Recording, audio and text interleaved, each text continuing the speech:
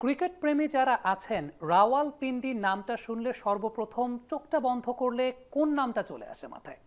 Exactly Shoaib আক্তারের নামটা সর্বপ্রথম চলে আসে। তবে এবারে দৃশ্যপটটা একেবারেই ভিন্ন।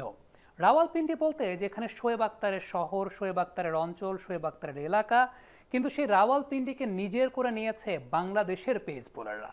পার্টিকুলারলি নাহিদ রানার ব্যাপারে কথা বলতে চাইলে 152 কিলোমিটার প্রতি ঘন্টা বেগে তিনি বোলিং করেছেন দ্বিতীয় টেস্টে, যেটা খুব সম্ভবত টেলিভিশন প্রোডাকশন দেখে যেমনটা বোঝা যায় শান মাসুদকে করা প্রথম ওভারে তার একটা বল ছিল, যেটা 152 কিলোমিটার প্রতি ঘন্টা বেগে একেবারে চোয়াল বরাবর এসেছিল, যে বলটার সঙ্গে একেবারেই ঠিকঠাক মতো নেগোশিয়েট করতে পারেন নাই শান মাসুদ। শুধুমাত্র নাহিদ রানার প্রেক্ষাপটটাই যদি আমরা একটু বিবেচনা করতে চাই, পাকিস্তানের 3 পেস বোলার মিলে যত গতিময় বল করেছেন তাদের চাইতে বেশি গতির বল করেছেন নাহিদ রানা। ভাবতে পারেন রাওয়ালপিন্ডির মতো জায়গা, যেটা পাকিস্তানের পেস বোলিং স্বর্গরাজ্য, যেখানে প্রচুর পরিমাণ রানও হয়ে থাকে, এরকম একটা জায়গায় বাংলাদেশি একজন পেস বোলার পুরো পাদদ্বীপের আলোটা নিজের করে নিয়েছেন।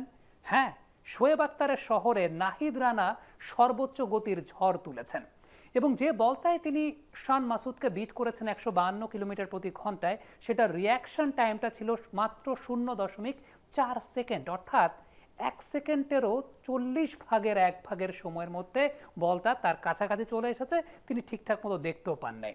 ইভেন পাকিস্তানের অন্যান্য 3জন পেস বোলারের সঙ্গে যদি কম্পেয়ার করা যায়, তাহলে নাহিদ রানার বল যতটুকু সময়ের মধ্যে তাদের কাছে এসেছে, অন্যান্য বোলারদের ক্ষেত্রে দেখা গেছে সময়ের ব্যবধানটা অনেক বড় পার্থক্যের জায়গা।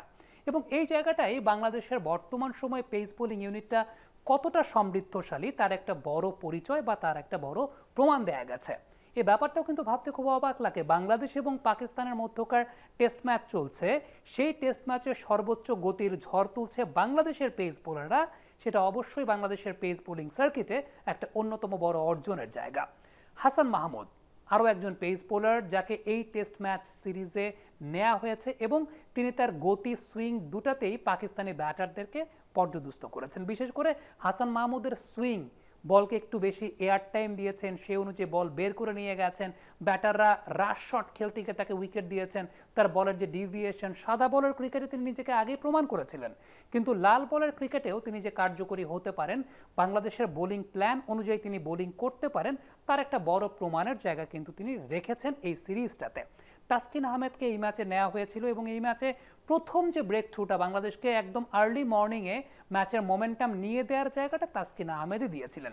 একটা বিষয় খেয়াল করে দেখবেন, তা হচ্ছে দ্বিতীয় ইনিংসে যে 10টা উইকেট পেস বোলাররা নিয়েছেন পাকিস্তানের, তার মধ্যে 8টা উইকেটই উইকেটের পেছনে, অর্থাৎ উইকেটের পেছনে 8টা ক্যাচ গেছে উইকেট কিপারের কাছে, স্লিপের কাছে।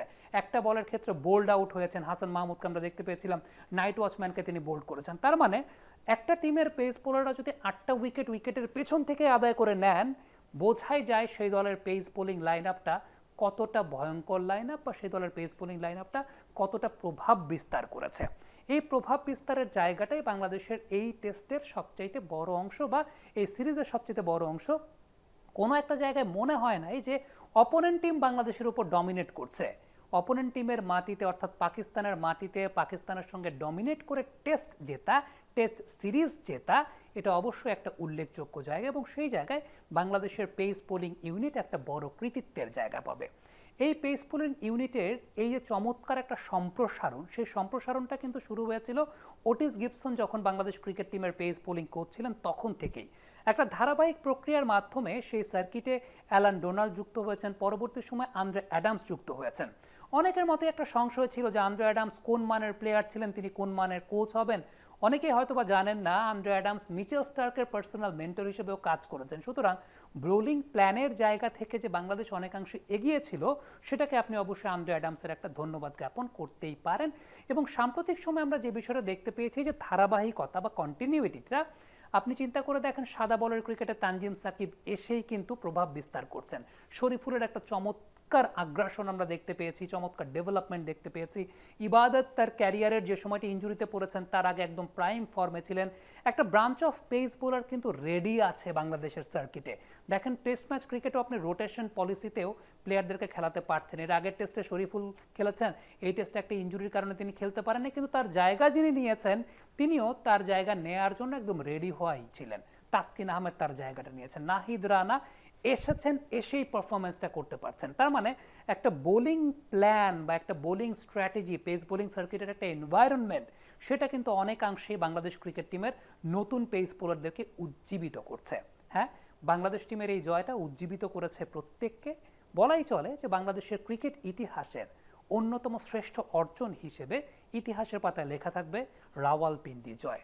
রাওয়ালপিন্ডি শুধুমাত্র এখন আর শোয়েব আক্তারের নামে রাওয়ালপিন্ডি এক্সপ্রেস হয়তোবা বলতে চাইবেন না, কারণ এই রাওয়ালপিন্ডির একটা অংশের বড় অংশীদার বাংলাদেশের পেস বোলাররাও হয়েছেন। কমেন্ট বক্সে আপনাদের মন্তব্য, মতামত জানতে চাই, অবশ্যই লিখে পাঠাবেন। রাওয়ালপিন্ডিতে বাংলাদেশের পেস বিপ্লব নিয়ে আপনারা কি মনে করছেন?